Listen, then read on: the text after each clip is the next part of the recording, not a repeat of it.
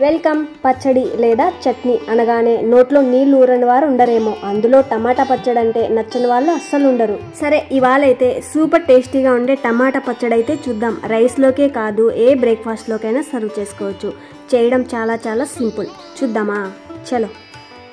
దానికోసం ముందుగా కావాల్సినన్ని టమోటాలు అయితే తీసుకోవాలి. ఇవాళ అయితే ఒక 5 మీడియం సైజ్ టమోటాలతో పచ్చడి చూద్దాం.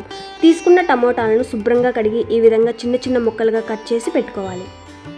ఆ తర్వాత స్టవ్ ఆన్ చేసి కడాయి పెట్టి హీట్ అయిన తర్వాత 1 టీ స్పూన్ ధనియాలు, చిటికెడు మెంతులు, 1/2 టీ స్పూన్ జీలకర్ర వేసుకోవాలి.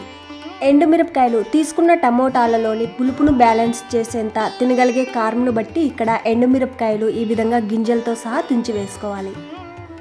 ఫైనల్గా 1/2 టీ స్పూన్ దాకా ఆవాలు కూడా వేసి వీటిని లో ఫ్లేమ్లో రంగు మారి మంచి స్మెల్ వచ్చేదాకా వేయించాలి.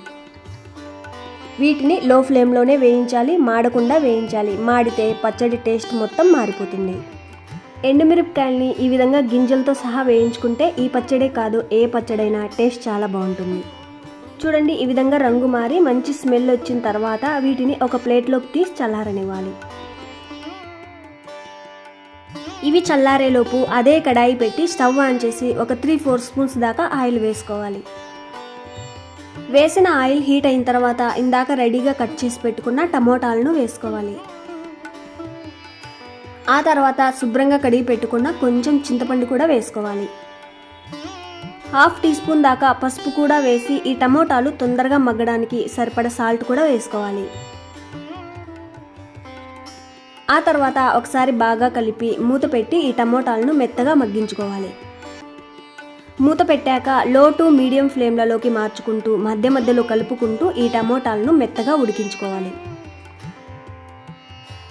చూడండి, టమోటాలు ఈ విధంగా బాగా మగ్గిన తర్వాత గ్రైండ్ చేశాక పచ్చడి గట్టిగా ఉండాలంటే ఇక్కడ ఇంకొద్దిసేపు వేయించుకోవచ్చు, లేదా కొంచెం మెత్తగా జారుగా ఉండాలనుకుంటే ఈ స్టేజ్లోనే ఆఫ్ చేసుకోవచ్చు. రైస్లోకి అయితే ఈ గ్రేవీ ఇంకొంచెం గట్టిగా అయిన తర్వాత గ్రైండ్ చేసుకోవచ్చు. అదే టిఫిన్స్లోకి అయితే ఈ మాత్రం జారుగా ఉన్నప్పుడు స్టవ్ ఆఫ్ చేసుకోవచ్చు. ఎలా కావాలంటే అలా మనకు నచ్చినట్లు ఇక్కడ టమోటాలను వేయించుకోవచ్చు. పచ్చడి జారుగా కావాలన్నా లేదా గట్టిగా కావాలన్నా ఇక్కడ ఈ టమోటాలను వేయించడంలోనే ఉంటుంది. ఎలా వేయించుకున్నా కూడా రైస్లోకైనా సర్వ్ చేసుకోవచ్చు, టిఫిన్స్లోకైనా సర్వ్ చేసుకోవచ్చు. ఎలా వేయించుకున్నా పచ్చడి టేస్ట్ చాలా బాగుంటుంది. వేయించిన ఈ టమాటా మిశ్రమం చల్లారే లోపు ఇందాక వేయించి పెట్టుకున్న ధనియాలు, జీలకర్ర, ఎండుమిర్చిని మిక్సీ జార్లోకి వేసి మెత్తని పొడిలా గ్రైండ్ చేసుకోవాలి. గ్రైండ్ చేసే ముందు ఇందులో వేసిన ఎండుమిర్చి వలన ఒకవేళ కారం ఎక్కువ ఉంటుందనిపిస్తే పక్కకు తీసేసి గ్రైండ్ చేసుకోవచ్చు. ఒకవేళ కారం తక్కువ అనిపిస్తే పోపులో చూసుకుందాం. చూడండి, ఈ విధంగా మెత్తని పొడిలా గ్రైండ్ చేసుకుంటే ఓకే. ఆ తర్వాత ఇందులోకి ఇందాక వేయించి పెట్టుకున్న టమోటా మిశ్రమాన్ని వేసుకోవాలి.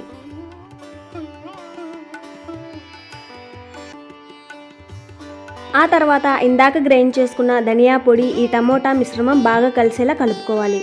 ఈ విధంగా కలిపి గ్రైండ్ చేయడం వల్ల రెండు సమంగా గ్రైండ్ అవుతాయి. ఈ విధంగా కలిపిన తర్వాత మరీ మెత్తగా కాకుండా కచ్చాపచ్చాగా గ్రైండ్ చేసుకోవాలి. చూడండి, మరీ మెత్తని పేస్ట్లా కాకుండా అక్కడక్కడ ఈ విధంగా బరకగా టమోటాలు కనిపించేలా గ్రైండ్ చేసుకోవాలి. అప్పుడే టేస్ట్ బాగుంటుంది. ఈ స్టేజ్లో ఉప్పు, కారం ఏమైనా తక్కువ ఉంటే వేసుకోవచ్చు. అంతా ఓకే అనుకున్నాక ఈ పచ్చడికి మరింత రుచి తీసుకొచ్చే పోపు పెట్టుకుందాం. పోపు కోసం ఒక 3-4 స్పూన్స్ దాకా ఆయిల్ వేశాక ఆయిల్ బాగా హీట్ అయిన తర్వాత 1/2 టీ స్పూన్ ఆవాలు, జీలకర్ర, ఒక ఎండుమిర్చి వేసుకోవాలి. ఉంటే ఉద్దిపప్పు, శనగపప్పు ఇష్టమైతే వేసుకోవచ్చు.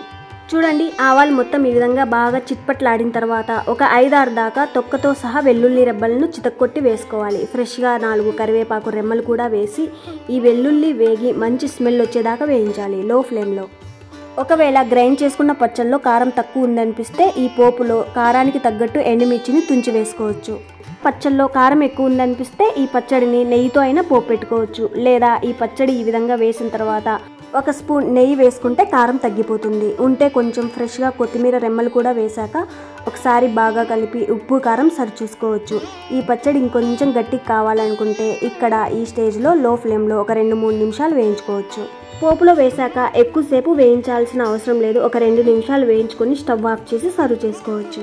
ఫైనల్గా ఈ రెసిపీ మొత్తానికి టమోటాల్లోని పులుపును బ్యాలెన్స్ చేసేంత కారం, సరిపడా ఉప్పు వేసి వండితే పచ్చడి టేస్ట్ చాలా అంటే చాలా బాగుంటుంది. ఇలా రెడీ అయిన ఈ పచ్చడిని రైస్లోకే కాదు, దోశ, ఇడ్లీ, పొంగల్ ఇలా ఏ బ్రేక్ఫాస్ట్లోకైనా సర్వ్ చేసుకోవచ్చు. చాలా అంటే చాలా బాగుంటుంది. ట్రై చేసి చూడండి, ఎంత బాగుందో మీకే తెలుస్తుంది.